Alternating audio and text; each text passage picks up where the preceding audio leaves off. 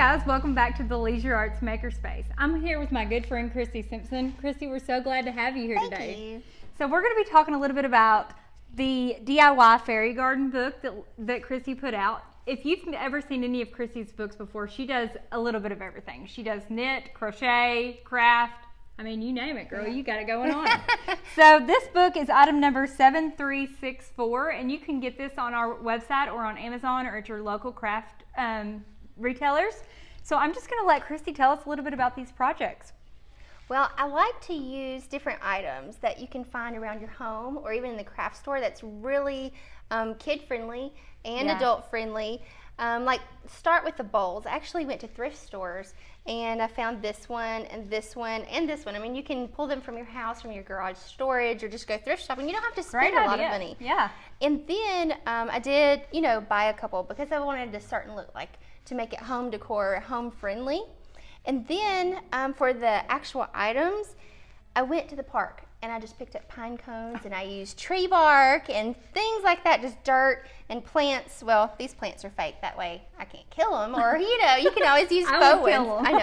I know. But then when you get into the different houses, I mean, I didn't want to use all just like organic things. I wanted to do things that would look very fairy-ish that you could use in your home that might like just fold into your home decor. Right, yes. Like this is made, I'm gonna pick it up here. Sure. This one is actually made from clay. And it's really easy. If you've never worked with clay, don't worry about it. This was my first time too, actually. I did a made great job. a rose and the rope hut, and it just kind of forms itself. And I step you step by step with photos in the book. So all of this, you're not on your own. It's all stepped out.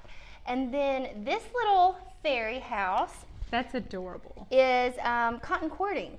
It's like rope, and then I show you how to create it, and then you just paint the edge and it holds its shape. So all of these are very kid friendly and they're inside friendly because you can see so many outdoor fairy gardens. We wanted to bring in the color and make it to where it could be inside, indoor fairy gardens. Sure. And I think these would all be like pet safe as well. Yes, they should be because the plants are faux, they're fake, and then you use moss. Now, one of my favorite things in the whole book, I know, and it's this big. It's it's a little, what is it, candle. Yes.